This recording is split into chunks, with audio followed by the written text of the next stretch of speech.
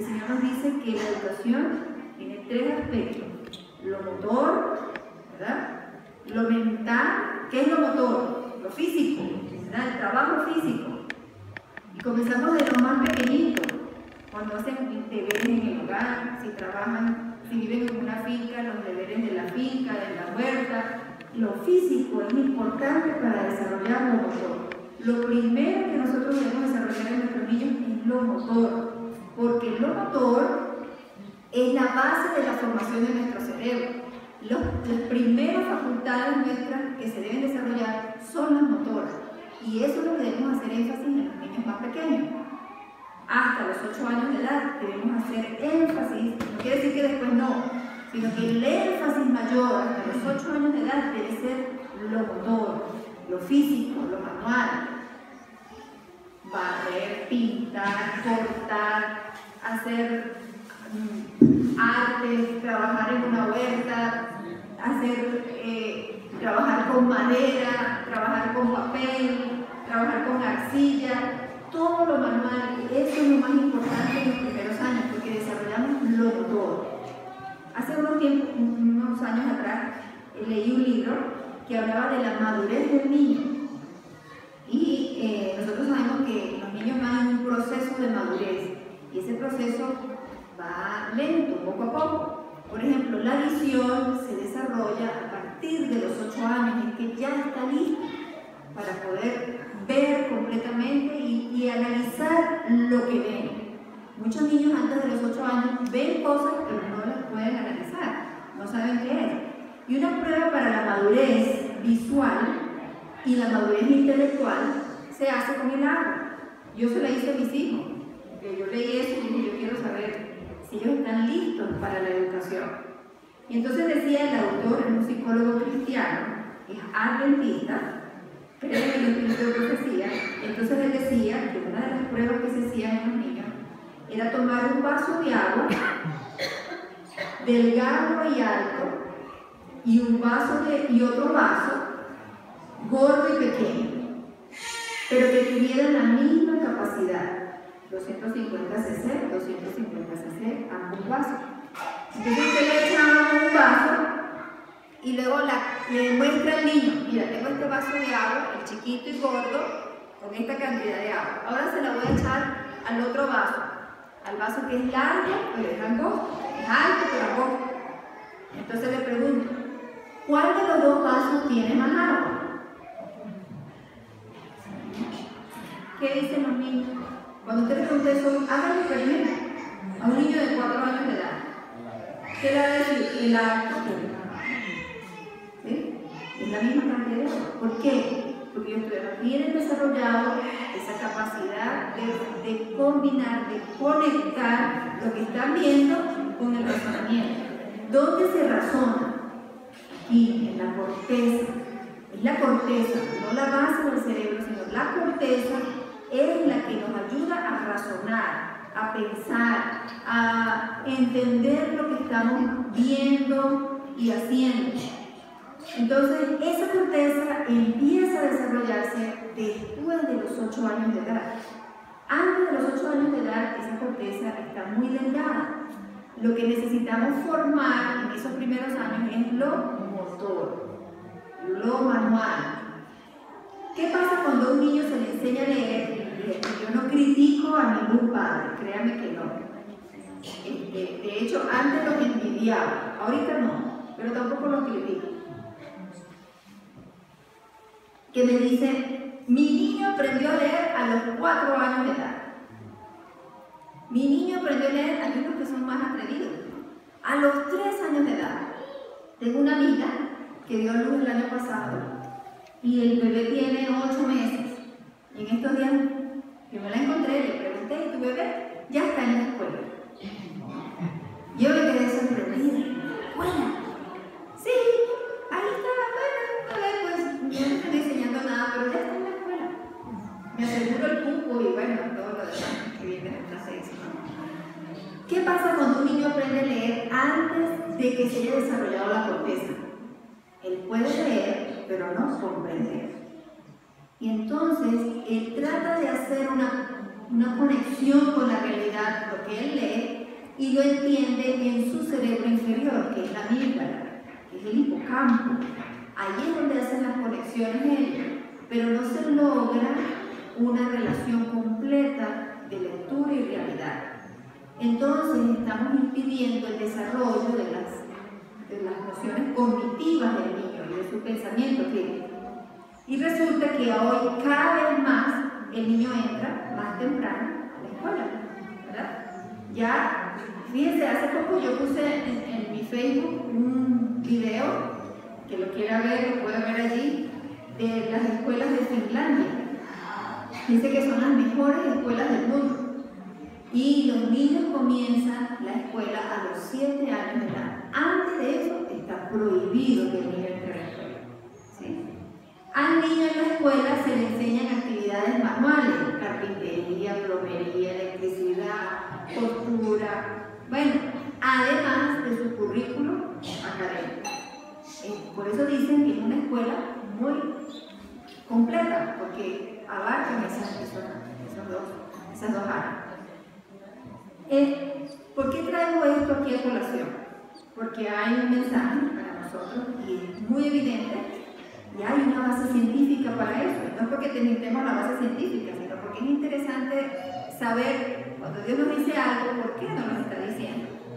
Dice que más del 80% de los empleados son deficientes en destrezas como la comunicación, la ética en el trabajo y el pensamiento crítico. Esto lo dice un autor americano. Dice que el título de su libro es 1 de cada 3 no están preparados para la vida después de la escuela.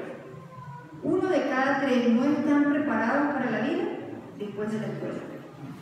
¿Es eso una realidad? ¿Estamos viendo eso en nuestra sociedad? ¿Cuántas personas tienen títulos y no están preparadas? No manejan muchas veces sus destrezas, las que supuestamente tienen o las que estudiaron, y muchas veces no tienen entonces el pensamiento crítico. ¿Qué decisión tomo en esta situación? De trabajo o de lo que sea que estoy haciendo. No tienen ese pensamiento crítico. Y vamos a desglosar un poco esto, por qué esto sucede. ¿Por qué es importante pensar? Vamos a ver qué dice el Espíritu y Profecía. La pureza moral depende del pensar y obrar de la manera de vida. ¿De qué depende la pureza moral? De pensar. Cuando yo medito, lo que yo estoy haciendo tiene un efecto en mi vida. Eso, si yo lo medito y lo pienso, me va a ayudar en mi moralidad y en mi espiritualidad. Pero si yo no lo pienso, pierdo la pureza moral. Dios les ha dado mente y quiere que sean pensadores, que tengan sus propios pensamientos y sus propios planes en lugar de depender de otros para que piensen por ellos. Este libro se llama Liderazgo Cristiano.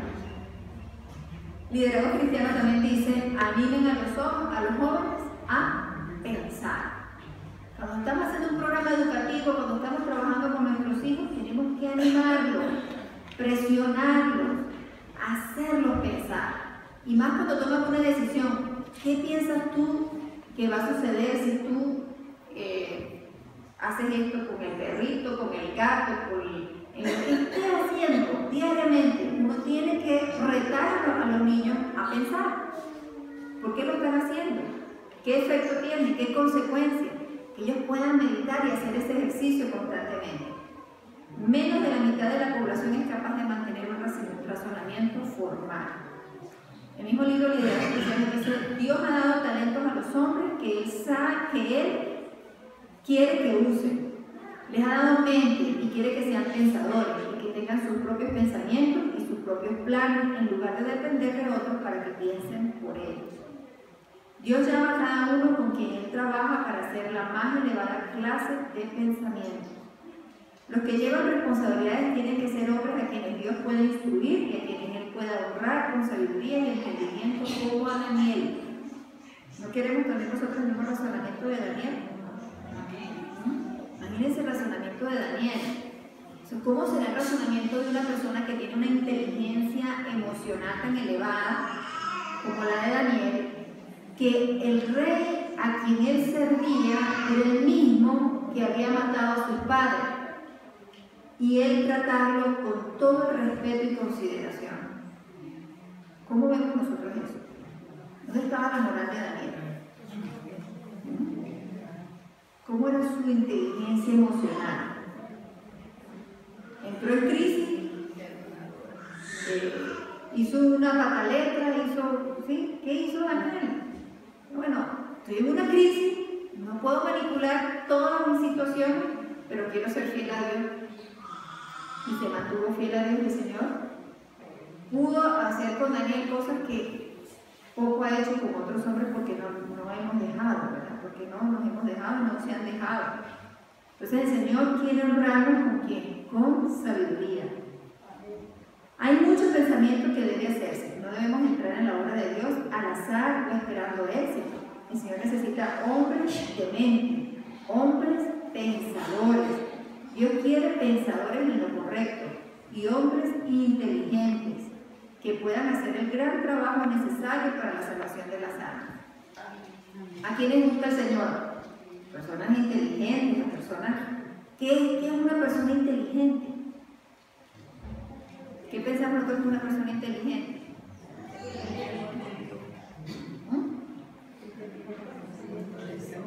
Que tenga un conocimiento de Dios. ¿Qué dice Proverbios? El principio.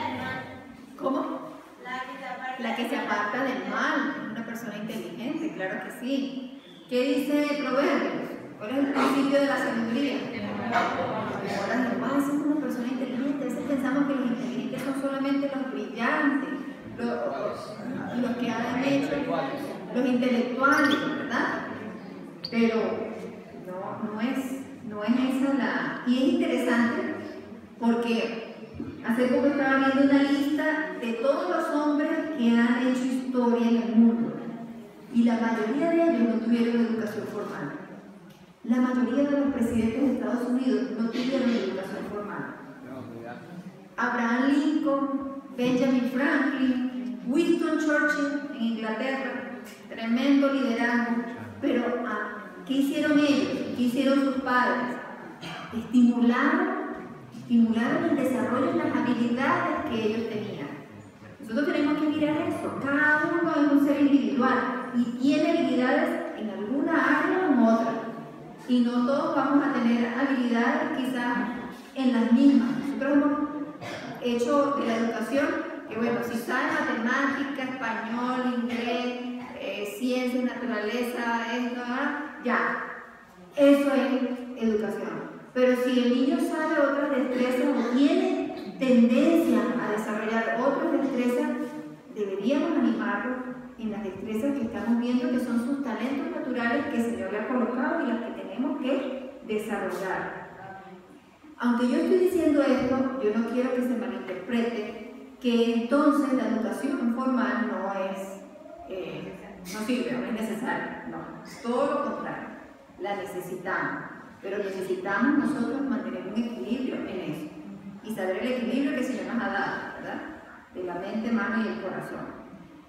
Todo ser humano creado a la imagen de Dios está dotado de una facultad semejante a la del Creador. ¡Qué belleza de este mensaje, de esta cita! Todos nosotros, todos ustedes, yo, estamos ¿qué? Dotados de una facultad semejante a la de quién. Nada más, nada menos. ¿Cómo lo hizo el Señor? Una facultad semejante a la del Creador. ¿Qué más dice aquí? La individualidad, la facultad de pensar y hacer. Esa individualidad, esa facultad, eso es algo que nos dio el Señor, semejante a Él, pero somos diferentes unos de otros. Todos somos diferentes unos de otros. Los hombres en quienes se desarrolla esta facultad son los que llevan responsabilidades, los que dirigen empresas, los que influyen sobre el carácter. Qué bueno que todos pudiéramos tener ese desarrollo para poder llegar a tener más responsabilidades. A veces la educación nos ha llevado por un camino donde nosotros pensamos, yo quiero hacer una carrera donde yo no tenga que trabajar mucho, ganar mucha plata y estar sentado todo el tiempo. ¿No pensamos así? Pero ¿cuál es la verdadera educación? ¿Es eso lo que el Señor quiere? No, el Señor no está diciendo no. O sea, edúcate ¿para qué? Para que tengas más responsabilidad, que puedas tener un liderazgo, que puedas influir sobre la gente cuando tenemos este tipo de educación.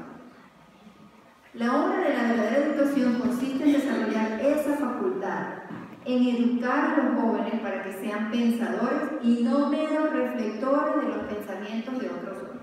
La educación, página 16. El Señor no quiere que nosotros seamos espejos de otros o reflectores de otros.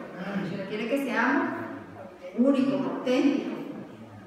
En vez de restringir su estudio a lo que los hombres han dicho o escrito, los estudiantes tienen que ser dirigidos a las fuentes de la verdad y la mente se expandirá y se robustecerá. En vez de jóvenes educados, pero débiles, las instituciones del saber deben producir jóvenes fuertes para pensar y obrar, jóvenes que sean amos y no esclavos de las circunstancias, jóvenes que posean amplitud de mente, claridad de pensamiento y valor para defender sus convicciones. Cuando un joven tiene valor para defender sus convicciones, podemos estar pensando que tiene un pensamiento crítico, ¿verdad? Que tiene un pensamiento independiente, que puede desarrollar sus facultades. A veces,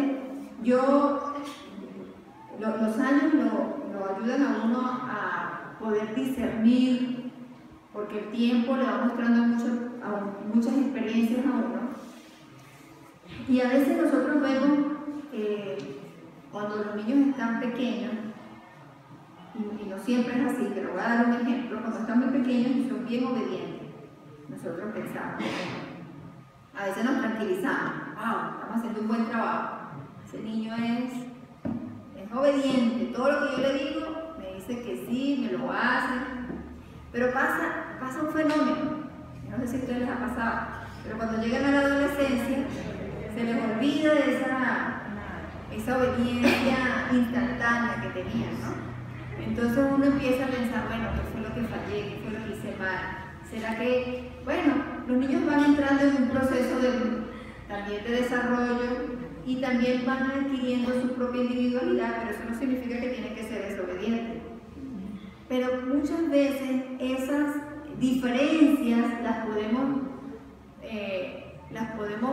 interpretar como desobediencia, pero los niños muchas veces tienen sus propios pensamientos, tienen sus propias ideas. ¿Cuál es nuestro rol? ¿Cómo encauzarlo en un pensamiento crítico, pero basado en una verdad, que es verdad? Nosotros tenemos que vivir la verdad como una verdad, para que eso pueda impresionarlos a ellos y puedan buscar esa verdad. Dice que la mente se expandirá y se robustecerá.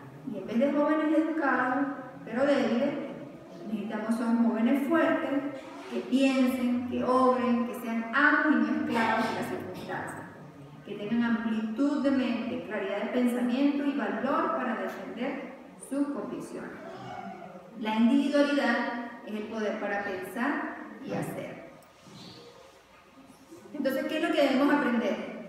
Según el libro de la educación, tenemos que aprender cómo ser fuertes para pensar y actuar, cómo ser amos y no esclavos de las circunstancias. Debemos aprender a tener amplitud de mente y tenemos que tener claridad de pensamiento y cómo tener valor para defender nuestras convicciones. Estos son los objetivos de la educación verdadera que nos presenta el libro de la educación a través de la hermana White. En tiempos de desilusión y oscuridad, cuán importante es tener calma, ser pensadores, que no dependamos de las circunstancias, pero que confiemos en Dios y trabajar en oscuridad, tanto en oscuridad como en la luz. Hombres que sirvan a Dios desde un principio, aunque su fe sea severamente probada, estarán siempre seguros en los brazos de Jehová. Esta cita nos habla de lo que hoy en día se está llamando inteligencia emocional. ¿Qué es la inteligencia emocional? Antes se hablaba de que era muy importante el coeficiente intelectual y se medía la sabiduría de un niño a través del coeficiente intelectual. Pero resulta que se dieron cuenta luego los especialistas que los niños tenían un coeficiente intelectual elevado, pero no sabían salir de una crisis, no sabían manejar sus frustraciones, no tenían posibilidades de poder tener empatía con sus compañeros. Entonces se dieron cuenta que faltaba un ingrediente en estos niños y que podían tener un coeficiente intelectual muy elevado, pero no eran inteligentes emocionalmente. ¿Qué es inteligencia emocional? Es lo que dice aquí. En tiempos de dificultad, mantener la misma serenidad. ¿Sí? ¿Cuántos matrimonios hoy en día no se rompen por falta de esta inteligencia emocional? Y eso sucede constantemente. Hace poco estábamos haciendo consejería a una pareja que tenían problemas porque nosotros pensamos cuando nos casamos que vamos a entrar en un ideal. ¿Qué es el ideal nuestro? Bueno, nos casamos, vivimos solos como familia porque dice la Biblia que el padre dejará a su madre y a su padre y se unirá a su mujer y serán una sola carne y estarán solitos y nadie los va a interrumpir en ese proceso y van a vivir tranquilos y en paz sin ningún problema. Pero no siempre suceden esas circunstancias, ¿verdad? Hay circunstancias donde nos toca vivir con los suegros o le toca vivir con una tía o resulta que hay un familiar enfermo y toca que cuidarlo o hay una situación económica y el esposo pierde trabajo y tiene que irse a vivir con los suegros. Son situaciones que suceden. O hay una situación de enfermedad. Nunca vivimos el ideal que pensamos. ¿Cómo nosotros reaccionamos a esa situación? Se tiene que romper el hogar porque no podemos sobreponernos a la crisis. ¿Dónde está nuestra inteligencia emocional? Y esta pareja estaba pasando por una crisis porque no pudieron vivir su ideal en el país donde ellos habían estudiado y habían obtenido sus títulos, los dos eran profesionales, no pudieron trabajar en su país, tuvieron que mudarse a otro país, su madre quedó sola y entonces ellos tuvieron que llevarse a la mamá a vivir con ellos a su otro país y entonces entraron en conflicto. Y el conflicto es,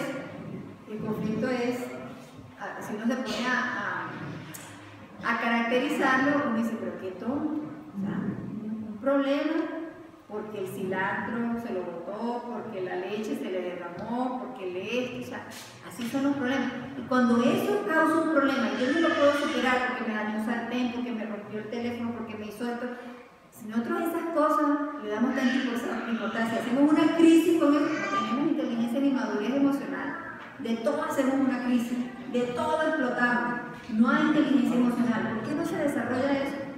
Bueno, primero, desde pequeños no nos enseñaron que las frustraciones eran reales. Nosotros no queremos que el niño se caiga, ni que se rompa, ni que le pase nada, ni que le...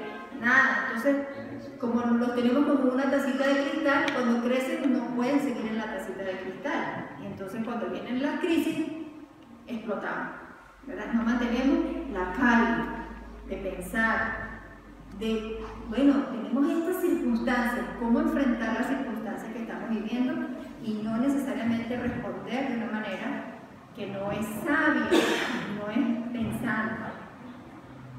Ahora, ¿por qué vemos tantos de esos problemas? Porque Satanás se ha empeñado de dañar la mente. Satanás lo que más se ha propuesto dañar es la mente. Es el engañador de todo este tiempo. Dice Apocalipsis 7:3 que hasta que marquemos con un sello en la frente los siervos de nuestro Dios. ¿Dónde Dios nos sella a nosotros? En el lóbulo frontal. ¿Y dónde sella Satanás a sus siervos? En la mano y en el lóbulo frontal. Apocalipsis 14:9. Satanás es el padre de mentira. Eso dice Juan 8:44. Eso lo sabemos. Que es mentiroso desde el principio, padre de mentira, y engaña constantemente. ¿Y por dónde nos engaña? Por la mente. ¿Cómo trabaja? Con nuestros pensamientos. Allí, a nivel de nuestros pensamientos, es que trabaja Satanás para desviarnos de la verdad. ¿Cómo podemos saber si lo que escuchamos es verdad o es mentira? Con nuestra mente. En Mateo 24, Jesús nos dijo que Satanás en los últimos tiempos iba a tratar de ¿qué? De engañar. Dice Signs of the Time, esto lo traduje a mi manera, así que no está muy bien redactado. Dice: los mejores soldados son aquellos que son entrenados, que son inteligentes, fieles, valerosos y veraces. Un soldado necesita pensar. La batalla en la que estamos comprometidos es en gran manera mental, y la mente que está enteramente entrenada hará el trabajo más aceptable. Entonces, lo que nosotros tenemos que entrenar es nuestra mente, nuestros pensamientos, hacia dónde van. Dios sabe que tendremos que batallar con los poderes de las tinieblas, que se esfuerzan por conquistar el dominio de la mente humana. Mensaje para los jóvenes. Al renunciar el estudiante a la facultad de razonar y juzgar por sí mismo, se incapacita para distinguir la verdad y el error. Es presa fácil del engaño. Cuando un joven no sabe qué es bueno ni qué es malo, es presa fácil del engaño. ¿Qué ejercicio debemos hacer con nuestros hijos constantemente? Conversar acerca de eso, reflexionar acerca de eso. ¿Por qué es esto malo? A veces hay expresiones que uno aprende y uno a los chiquitos le dice, cuando están tocando algo que sabemos que le va a hacer daño o que no lo deben tocar, ¿qué le decimos? Caca. ¿Qué es caca? ¿Qué es caca? Pupú. ¿Por qué le decimos pupú? ¿Y por qué no le enseñamos por qué no? ¿Qué es lo que no debe tocar y por qué no lo debe tocar? Y pensamos que es que el niño no entiende. Pero nosotros mismos le estamos transmitiendo un pensamiento raro. Estamos haciendo caca, pao, pao. Y hablamos como que si nosotros fuéramos unos niños. ¿Verdad? Y nosotros no somos niños, somos adultos, tenemos que hablarles como adultos y explicarles como adultos lo que ellos necesitan entender en un lenguaje simple, pero no distorsionado. No distorsionado. Cuando controlas el pensamiento del hombre, esto lo dice un pensador, no debes preocuparte acerca de sus acciones. Si tú controlas el pensamiento, ¿cómo van a ser sus acciones? Como sean sus pensamientos. Así como la persona piensa, así mismo actúa. Así es. Por eso, ¿qué es lo que debemos trabajar? Los pensamientos. Es a este nivel.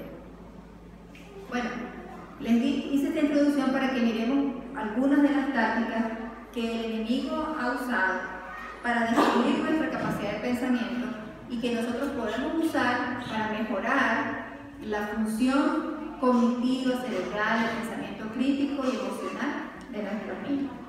Y vamos a comenzar con una, la primera. La falta de actividad física. Les dije al principio que los 3 principios de educación eran mano, mente y corazón. La mano es lo físico, lo motor. El niño debe estar siempre involucrado en actividades físicas. El joven debe involucrarse en actividades físicas. Hoy en día los estudios dicen que mientras más actividades físicas haga la persona, más se desarrolla su corteza cerebral. Interesante. Antes de estudiar, debemos hacer algo de actividad física. Antes de sentarnos con los libros, siempre debemos hacer algo de actividad física. Porque eso ayuda el desarrollo de nuestra corteza cerebral. Además de todas las otras funciones que sabemos del ejercicio. Pero la actividad física es importante. Pero no solamente es hacer ejercicio por hacerlo, sino que ojalá ese ejercicio pudiera ser un arte, donde pudiéramos aprender algo. Estamos haciendo algo con nuestras manos. Y de esa manera estamos no solamente haciendo una actividad física, sino que estamos involucrando también nuestra mente, nuestras facultades, a aprender algo que puede ser útil. El ejercicio cuando hacemos ejercicio se nos conectan las funciones elevadas del lóbulo frontal, mejora las habilidades de actividades que se repiten automáticamente. Por ejemplo, hoy en día vemos que hay un cambio en la escritura en los niños. Antiguamente era muy riguroso la escritura. Las maestras nos ponían a hacer ejercicios, Palmer y todo, para poder tener una letra homogénea. Hoy en día a eso no se le da importancia. De hecho, está escrito en los programas de educación que no importa cómo el niño escriba, lo importante es que tenga buena ortografía. Pero que ya eso no es importante, eso es lo que están diciendo ahora. Pero no voy a discutir si es bueno escribir el estilo Palmer o no, pero lo que sí sabemos es que tenemos que tener una buena agilidad para escribir. Un niño que escribe lento y para coger un dictado, para tomar un dictado, bueno, o sea, tiene que repetirlo varias veces porque su escritura es lenta. Eso necesita ¿qué? Entrenamiento, necesita práctica, necesita constancia en eso, y eso es parte de una actividad física y eso ayuda a desarrollar esa arte. Mientras más actividades físicas hagamos con las manos, más agilidad vamos a tener también para escribir. No necesariamente aprendemos a escribir haciendo ejercicios de escritura, sino trabajando lo motor. Eso nos ayuda. La actividad física mejora las habilidades cognitivas. Los jóvenes que hacen, les decía el ejemplo de mi compañero, era muy inteligente en lo académico, con un coeficiente intelectual elevado, pero no tenía agilidad física. No podía ser un médico, no podía atender un parto, no puede hacer una sutura, porque nunca él tomó una escoba en su casa, nunca su mamá lo dejó doblar una ropa, nunca lo dejaron a él exprimir un colete, nunca. Yo lo conozco, conocí a su familia, conocí a su mamá y su crianza, y sabía que él nunca lo habían dejado hacer nada con sus manos. ¿Cómo queda esa persona? Inútil, con un conocimiento, pero inutilizado, porque no podía trabajar lo manual. Las actividades físicas mejoran el lenguaje. ¿Por qué? ¿Cómo las actividades físicas mejoran el lenguaje?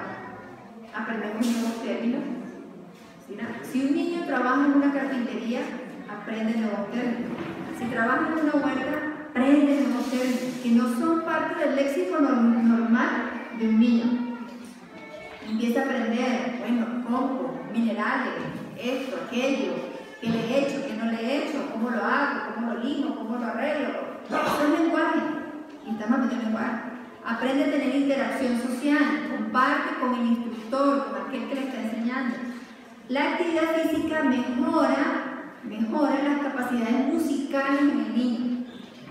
Cuando trabajamos la parte de la actividad física. Y además mejora la capacidad de atención. ¿Cuántos niños no sufren hoy en día de síndrome o déficit de atención? Y les dan droga. Yo conozco muchos niños, han sido mis pacientes, y les dan droga para que el niño se calme. Lo que el niño necesita es actividad física. ¿Por qué los niños son hiperactivos en la escuela? Porque no tienen tiempo ni oportunidades de hacer actividades físicas en la escuela. Entonces es importante la actividad física. El movimiento es necesario para el desarrollo del cerebelo. Antes el cerebelo se le consideraba que el cerebelo es un órgano que está debajo del cerebro, es pequeñito y está justo aquí en la parte occipital. Cuando se descubrieron las funciones del cerebelo, se pensaba que solamente tenía que ver con actividad motora. Por ejemplo, las personas que trabajaban en circo haciendo acrobacias tenían un cerebelo muy bien desarrollado. Su equilibrio, su capacidad de agarre, de lanzarse, de ponerse de cabeza, de rotar, de brincar, era una agilidad de su cerebelo. Pero hoy en día se han dado cuenta los investigadores que el cerebelo no solamente tiene las funciones motoras o de equilibrio, no motoras sino de equilibrio, porque la corteza motora es una y el equilibrio del cerebelo es otra. Entonces decían que era necesario el desarrollo del cerebelo para obtener también capacidades cognitivas. Entonces mecer el bebé, dar vuelta con los niños, arrastrarse, colgarse con la cabeza hacia abajo, todo eso ayuda en el desarrollo del cerebelo y son actividades importantes que deben hacer los más pequeños. Después del nacimiento, uno de los principales medios para el desarrollo no físico, intelectual y crecimiento emocional es el movimiento. Por eso se debe estimular muchos movimientos del cuerpo en la infancia. ¿Qué cosa más buena es poder vivir en un sitio donde tengamos amplitud de terreno para que los niños corran libremente? Hoy en día muchos padres de familia viven en apartamentos pequeños, no tienen mucho espacio, y cada vez que escucho a estos padres me dicen que es que quedo con mi niño para que se quede tranquilo. El problema es que están encarcelados, y los niños necesitan aire libre, necesitan sol, necesitan movimiento constante. ¿Y cuántas veces lo podemos bajar del apartamento? Un ratito porque mamá está siempre ocupada o porque la mamá se fue a trabajar, etc. Y no se da esa oportunidad. Así que eso es importante. Otra cosa importante, segundo factor. Yo escuchaba mucho cuando estaba más joven que era importante la estimulación en los niños. Y en ese tiempo, cuando todavía no existía todo el avance electrónico que tenemos ahora, yo recuerdo cuando estaba como 20 años, 15 años, escuchaba mucho de psicólogos que decían que había que estimular a los niños para que fueran inteligentes. Y las maneras de estimularlos era, ponerles muchos colores, figuras de colores, y ponerles figuras y cosas. Y yo decía, yo voy a hacer eso cuando tenga mis hijos. Yo quería hacer eso porque siempre uno tiene ese anhelo de que, bueno, se desarrollen en lo máximo. Cuando uno va entrando en esta experiencia y vamos viendo qué es lo importante del estímulo, lo más importante del estímulo son los estímulos naturales, los propios de la naturaleza. No hay cosa que desarrolle más el intelecto que el estímulo que la misma naturaleza nos ofrece. A diferencia de los estímulos artificiales. Los niños hoy en día, más que en aquel tiempo cuando estudiaban acerca del estímulo, están sobreestimulados.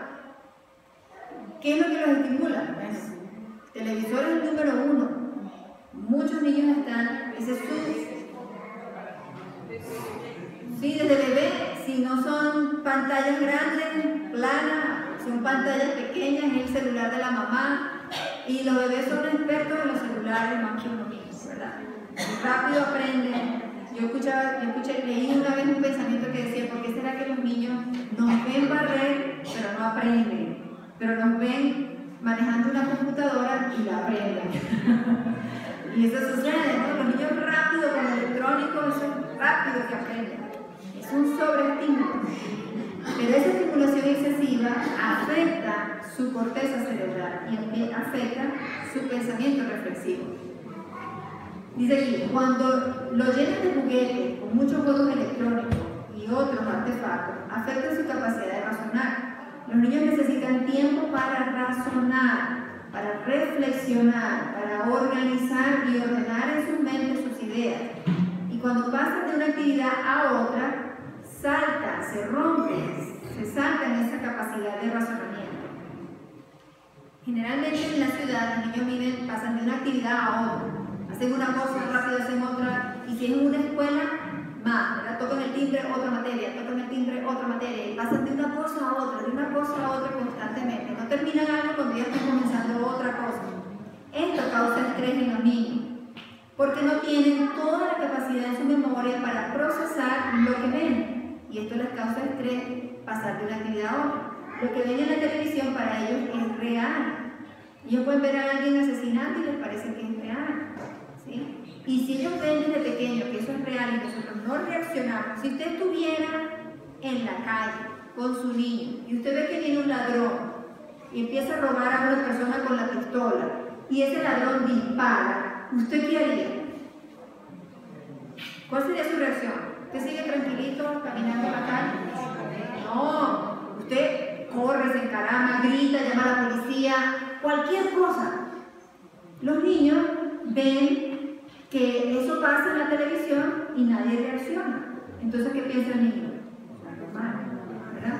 Los niños, tuve experiencias con mi niño que cuando era pequeño veíamos una historia y había fuego, se estaba quemando una casa y estaba dibujada en el libro y él no lo quería tocar porque pensaba que se iba a quemar.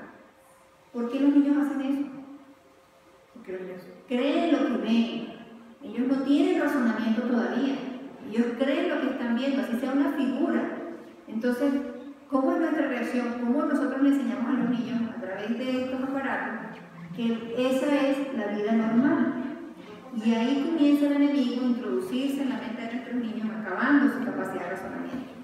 Estos aparatos electrónicos, todo esto causa estrés, desarrolla respuestas peligrosas. La actividad excesiva hace que los niños sean hiperactivos, causa frustración, irritabilidad y ese pensamiento superficial que sucede cuando pasamos de una actividad a otra. Hay una autora, Elizabeth Wiley, que dice cómo escribió un libro que se llama 10 maneras en que la escuela pública destruye el pensamiento libre. Ella dice, en la escuela, ¿verdad?, suena la campana justo cuando ellos están sumidos en el aprendizaje del sistema solar. Sonó la campana, ahora tienes que pasar a castellano o a inglés. Y entonces tienes que enseñarle cuáles son las partes de una oración. Entonces el niño aprende que ninguna materia es verdaderamente significativa ni interesante. Tiene que saltar de una cosa a otra y lo que importa es que aprenda algo de cada cosa, pero nada profundo. Y esto hace que él pierda el interés en lo verdadero, en el conocimiento. Esa hambre que ellos tienen por desarrollar, por aprender, se pierde. Los niños tienen la capacidad de creatividad de 3 a 5 años en el 98%. De 3 a 5 años su capacidad creativa está en el 98%. Cuando comienzan a ir a la escuela y se vuelve a medir la capacidad creativa, de 6 a 10 años se reduce al 32%.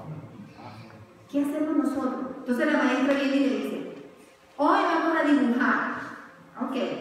Entonces dice el niño, ay, qué rico dibujar. ¿Qué niño no le gusta dibujar? A todos les gusta dibujar. Ay, qué rico, voy a dibujar. Yo voy a dibujar una pistola. A veces cuando un niño dibuja una pistola, los padres se horrorizan. Ay, ¿por qué está dibujando una pistola? Bueno, pues eso es lo que ven. ¿Por qué vamos a horrorizarnos? Eso es lo que ven ellos a diario. Pero otro niño dice, voy a pintar una flor. Y otro niño dice, yo voy a pintar una casa. Entonces la maestra dice, no, un momentito. Vamos a pintar es una flor. Todos vamos a pintar una flor. Bueno, voy a pintar la flor. Voy a pintarla de rojo, amarillo, verde y azul, dice el niño. Y el tallo se va a poner marrón. Entonces la maestra dice, ya va un momentito. Los pétalos van a ser rojos y el tallo va a ser verde. Entonces el niño, hago la flor roja con el tallo verde. Y le presenta su flor a la maestra. ¿Qué hicimos en ese proceso? Anulamos la capacidad creativa del niño. Completamente la anulamos. Y después entonces nos preocupamos por qué el niño no tiene creatividad, porque el joven que le falta creatividad, porque desde pequeño le estamos rompiendo la creatividad, coartando la creatividad en el niño. Cuán importante es que ellos puedan desarrollar su propia y que cometan errores, que se salgan de la línea, que pinten una flor de un color que no existe. Eso es importante para el desarrollo de su creatividad. Eso es algo que ellos están desarrollando. Después ellos van a mirar la naturaleza y van a pintar lo que ellos ven. Bueno, las flores son rojas, las hojas son verdes, los tallos son marroncitos y generalmente empiezan a pintar así. Pero nosotros no tenemos que de una vez, no, así no es. Eso no existe. Eso no. No, porque ellos están en una etapa donde están desarrollando su creatividad. Y debemos dejarlos en ese sentido libres para que ellos desarrollen su creatividad. El niño necesita tiempo para pensar y explorar. Permítele a su niño explorar algo, dele tiempo para que lo digiera y reflexione sobre eso. No le enseñe a pasar de una actividad a otra sin que digiera lo anterior. Dele tiempo para estudiar la naturaleza sin decirle que está en una clase de ciencia. Qué bonito es eso, ¿verdad? Que podamos ver, si tenemos la oportunidad de ver cómo las hormigas hacen sus casitas, mirar cómo viven, de qué se alimentan, cómo hacen el honguito, cómo llevan las hojitas, cómo se transforman. Es toda una clase de naturaleza y podemos hacerla totalmente experimental. Y eso despierta el hambre por conocer. Pero cuando nosotros nada más le enseñamos de un libro y escriban el libro y sigan las instrucciones y no se salga de ese esquema, le estamos haciendo un embudo de su creatividad y su capacidad. Otro niño estaba ocupado construyendo algunos esquemas mentales acerca de los números.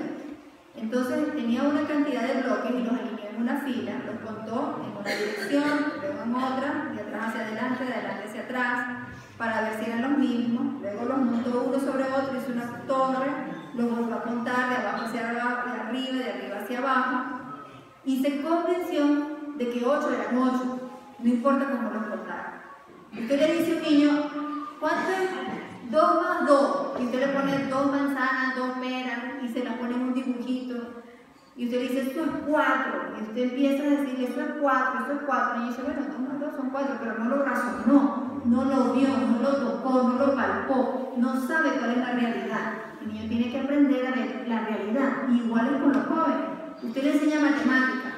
Yo había pedido que me trajeran el libro de un libro que se llama El niño, la edad y su educación, de la hermana Elena G. de White. Es un libro que no está traducido al español. Y ella habla del currículo. Y en ese libro es interesante. La hermana White nos dio un currículo para primaria, para secundaria y para los estudios superiores. ¿Cuál es el currículo? Y el currículo de ella, el que ella nos muestra, que es el que el Señor nos ha dado, es un currículo totalmente equilibrado, donde hay un equilibrio entre materias que son prácticas de la vida y otras materias que pudiéramos decir son académicas, pero están supeditadas a la realidad, a lo que vivimos diariamente. Ella, por ejemplo, dice, cuando enseñemos matemáticas, enseñemos a que sea aplicable, que sea algo que usted pueda aplicar en su vida, ¿verdad? Cómo sacar cuentas, cómo llevar un libro de contabilidad, cómo estar pendiente de... Cuando usted le enseña al niño a diezmar, eso es una clase de matemáticas, eso es el porcentaje. Ellos empiezan a ver, a visualizar lo que es el porcentaje, cómo sacarlo. Entonces, cuando enseñemos algo, debemos enseñarlo de manera que pueda ser práctico para ellos, que pueda ser real, usual. Esto ahora, cuando hablamos de que el niño necesita tiempo para pensar y para explorar, no significa que el horario no es necesario, ¿sí? Porque pudiéramos estar pensando que entonces no es necesario la rigurosidad de la escuela, de los horarios, no, eso es necesario. Nosotros necesitamos, dicen, la Biblia y el Espíritu dice que Dios es un Dios de orden, ¿verdad? Que todo le gusta que sea ordenado. Y el orden, cuando entra por los ojos, cuando usted ve algo ordenado, usted le ordena sus hormonas, le equilibra lo ácido básico, todo se equilibra por la vista. Nosotros cuando vemos a un cuarto desordenado, así mismo se desordena nuestra salud. Cuando usted le ordena un horario a un niño, así mismo se ordena su vida. El cerebro siempre tiene que saber qué viene después. Los horarios, cuando la hermana White dice que debemos darle lactancia materna cada 2 horas con un horario, ese rigor, no estamos hablando de que ese rigor no es necesario. Ese rigor es necesario porque el cerebro, eso le da seguridad al niño. El niño no tiene que llorar para que le dé pecho, ¿no? El niño ya sabe que cada 2 horas usted le va a dar pecho. Y eso le da seguridad al niño, eso desarrolla su seguridad emocional. Entonces el niño necesita sus esquemas mentales, necesita sus tiempos y sus horarios, pero con un rigor flexible en cuanto al aprendizaje. Si usted le está enseñando un tema, aproveche ese momento para enseñarlo completo, para darle todo de principio a fin, de manera que él pueda quedar con hambre. Esa noche se puede acostar pensando en el sistema solar, la luna, cómo le da vuelta, el sol, cómo se mantiene fijo. Y si usted le enseña que esa estrella del sol es más pequeña que otras estrellas y usted le hace la figura comparativa de los tamaños,